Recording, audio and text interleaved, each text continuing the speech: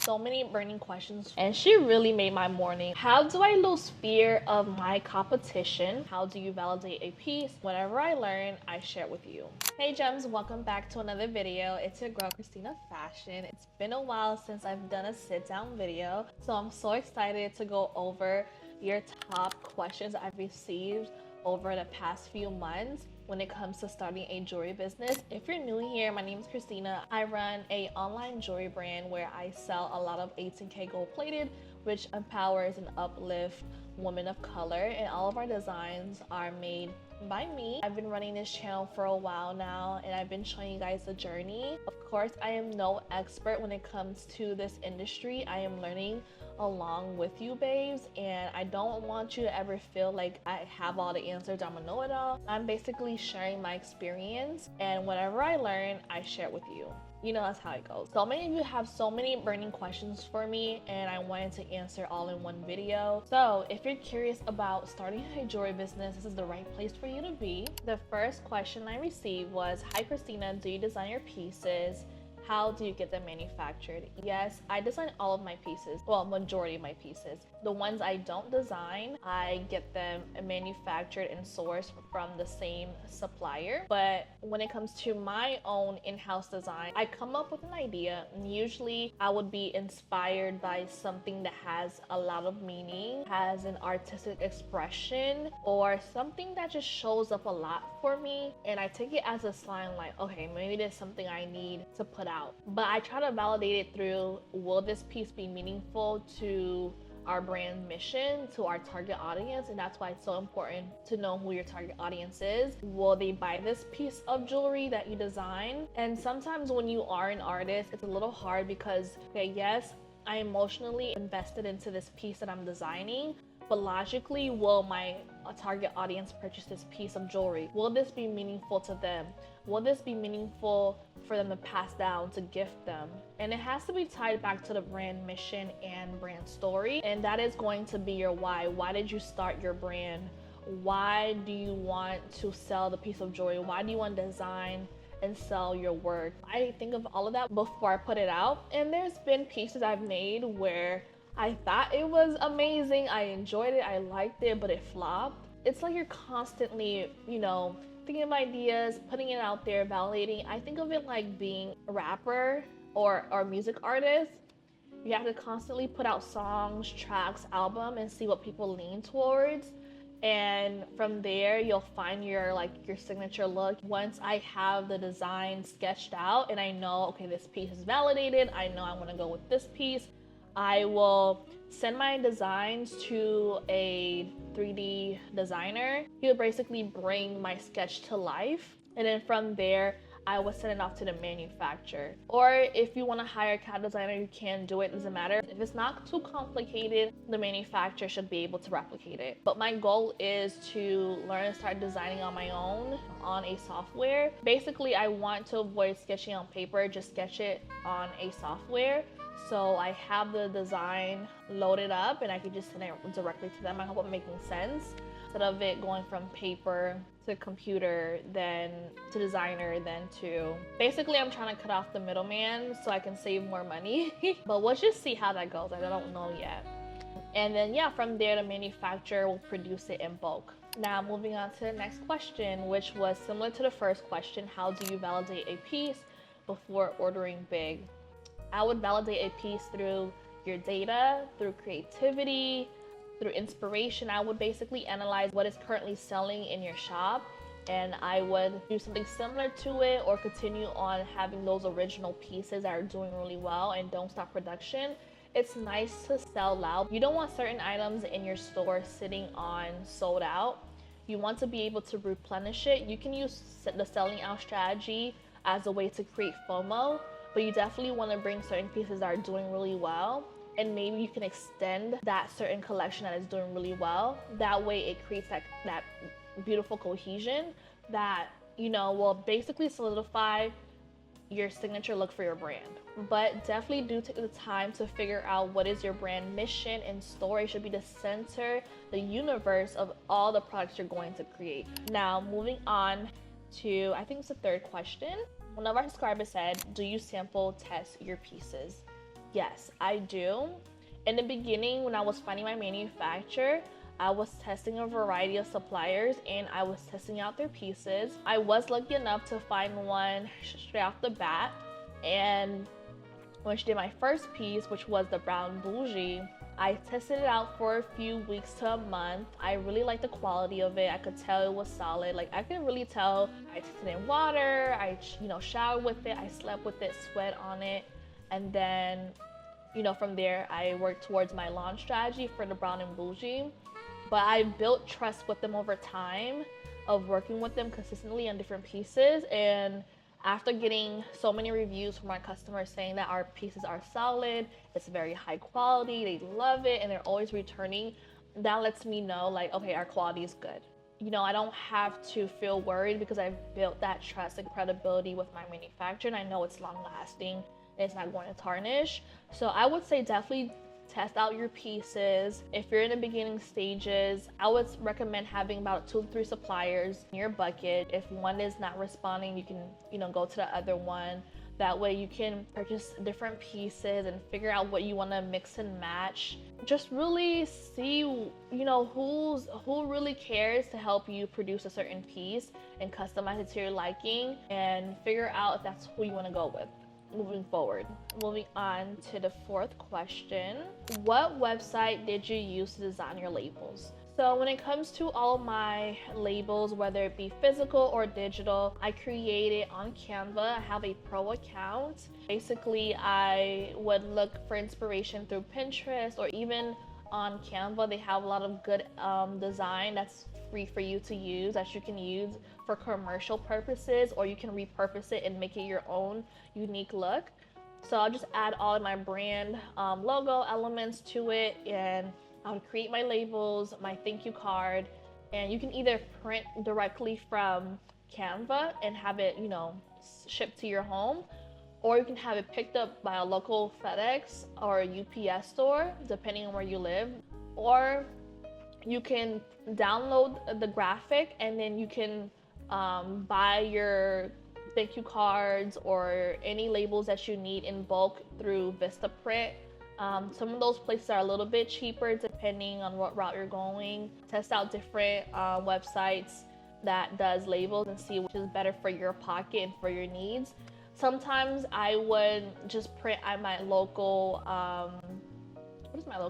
what is it again? I'm forgetting, girl. Like, I be forgetting. Staples. I would print out my local Staples depending on what deal they have going on and depending how fast I need it. Or even I would use like Walgreens or CVS depending on, what I need at the time. And sometimes they have really good deals. So I would say look around and see what deals are going on and take advantage. Now, moving on to the 5th question. From your experience, how much on average is a CAD design on Alibaba for a piece of jewelry? I don't specifically order a CAD design.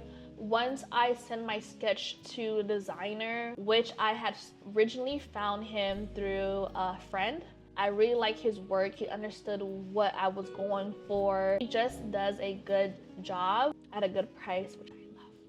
Basically, he creates the design, he makes it 3D, he brings it to life from my sketch. I just send that directly to my manufacturer. And sometimes, depending on how intricate or complicated or whatever the case may be, they may do their own CAD design. That way you can just confirm if everything looks well and you want to proceed with the sample. But that usually comes free with it. I mean, I haven't paid for a separate CAD design. You can look in Fiverr or source one out through finding one online, but they're able to basically replicate any design. If you're working with very high quality pieces, if you're working with a smaller team, I would expect for them to charge for CAD. But usually when I'm ordering a sample, my samples usually cost between $60 to $100. I never pay more than $100. Usually if I am paying $100, it's because I'm purchasing 2 sample pieces. But keep in mind, I am working with gold-plated stainless steel, so it is a little bit on the more, budget-friendly side, but it's still good quality piece of jewelry. And actually, I just got a text, a DM from one of my customers, And she really made my morning, honestly, and really confirmed some things for me that that I'm happy about, because I was feeling a little down about like what direction do we want to take moving forward, because I feel like there's moments I would post a product or I release a product and it would get a lot of engagement. There's some moments like it flops. So I'm like, okay, where are customer heads at? But anyways, my customer said, girl, I've had the original Brown and Bougie golden necklace since 2021. She was saying, I brought from you for literal years. I wear it in the shower, pool. It has never tarnished at all.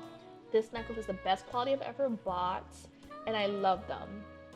And it's my go-to necklace. I sleep with it 24/7. I love it so much. And I was just like, girl, thank you so much for telling me that, because I was legit contemplating closing my store down, because as an entrepreneur, you go through so many feelings and emotions, and you're always trying to figure out, is your brand good enough? You know? I just realized what I need to stick to and what works and what I need to keep going. And also too, I've had issues with people copying my work, and it really took a toll on me for years, and that's why I stopped designing and creating certain artwork on my pieces. But it's like, no, now is go time. I'm not afraid anymore for people to like, you know, be inspired. I think if people replicate your design, it's usually means that your stuff is good. It shouldn't be a good reason to copy someone else's artwork, but people will always know who is the original person. Your community will always ride for you if it's your original artwork. People will show up and be like, no, she's the OG. And people can either buy from you from your original pieces, your artwork, or your, you know, jewelry, or they can go to someone who's selling the dupe. Most people want the original, not the dupe. So good luck with that. Anyways, I went off on a tangent, but moving on to the next question. Hi, what's the measurement of your thank you card? So my measurement of my current thank you card picture right here is a 5x4 created on Canva. It's very simple. I usually change up my thank you cards every other drop or every season just to switch it up and make it, you know, better, elevated. Moving on to the next question. Don't know what number we're on, but how do I lose fear of my competition? I saw many jewelry brands in my area, and I don't know how to sell if those brands already exist. Well, that's basically what I was kind of talking about earlier. You basically have to bring your unique perspective. You know what's good. You know you're going to, you know, attract your audience, your tribe. That's going to only grow your confidence in selling and being that brand that sells the OG stuff. They will never know the recipe. They will never have your sauce, your flavor. So you just really have to, yes, it's always going to be competition. I always think about the bread aisle. There's so many bread in store for many brands selling the same bread, but everyone has their favorite. Everyone has their go-to. You know, maybe one bread is sweeter, maybe one bread is more tart, maybe one bread is more sour, or maybe one bread is more organic. Maybe one bread is cheaper but is really, really good, or whatever, or softer or harder, whatever. There's so many different components to making the bread different from others. So it don't matter. I mean, people sell even a water bottle, like people have their favorites. So I think what's going to set you apart is your unique perspective. What are you bringing? What's your unique selling proposition? What makes you different? What makes you stand out? You don't want to bury yourself in the noise. You definitely want to stand out. And even if you are selling pieces that are already being sold out here, what's your unique take when it comes to your branding, to the way you speak to your audience, to the way you show up, to the way you package it? There's always something different you can create, you can do to attract your audience. And I feel like the more you know your brand and you know yourself and you know your worth, the more confidence you're going to gain. Sorry babes, I noticed as I was looking over the edits, some of the footages got deleted, but I did want to touch upon the last question, which was, can you share what are your marketing tools and how to get sales? When it comes to getting sales, I use a lot of inbound marketing, and inbound marketing means valuable and tailored experiences to attract a lead, which over the long period creates a long-lasting relationship between you and your customers. There is multiple inbound marketing strategies you can use.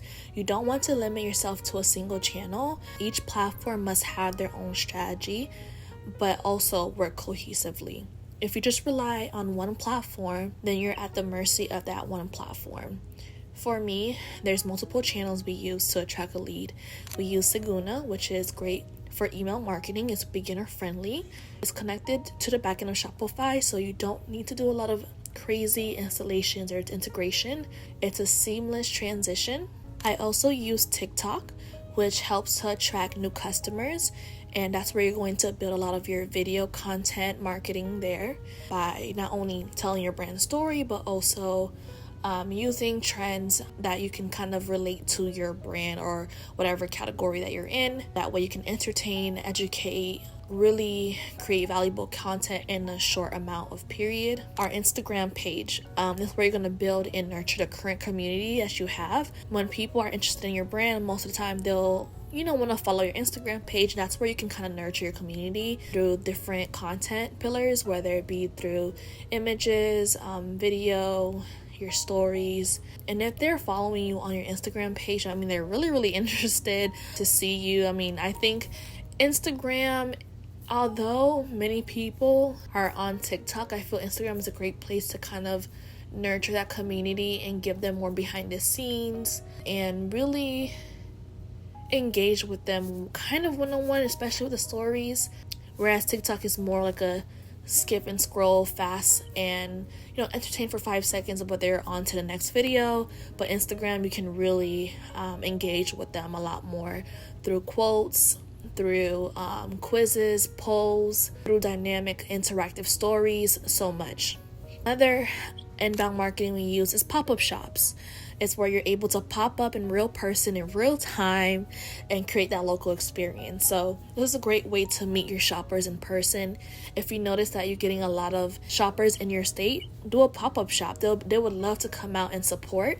Send out an email and they will come and support you. Even if you're there and you meet new customers, this is a chance for you to gather their emails, send out a news blast, letting them know you'll be popping up and they'll be coming, They're going to want to re-up on new products. It's a great way for you to keep connected with your local customer and grow your fan base there.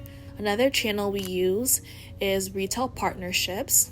We have an online partnership and we're able to recruit new customers. And this part could be a hit or miss, but we definitely partnered up with a retailer that has the customer base we're looking for. So it's important to know who you're partnering up and if it will, be suitable for your small business. And last inbound strategy we use is blogs. So blogs are a great way to educate your customers. Great way to show that you're an expert in a certain topic or a certain field. And that way it's going to build the SEO on your website. It's going to rank your website, even better. And the more longer a blog or an article sits on your website and it's a good article and it's, backed up well and there's good keywords and it's easy to search, it's a popular search term, the better your website will rank on Google. You'll pop up when a customer is searching for that certain question or answer. It's a great way to keep your website dynamic. You can also educate through how to use their products, why it's important to have it, and talk about very complex issues.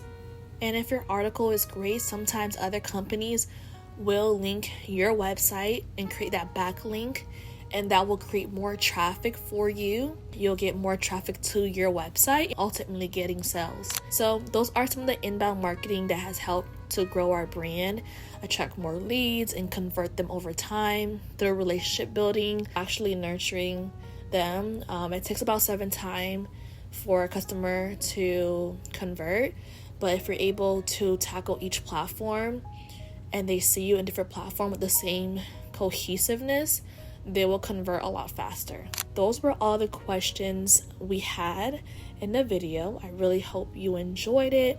I hope you learned a lot. And I hope to do more videos of this in the future. Leave your comments below if you have more questions for me, and I'll see you on the next video.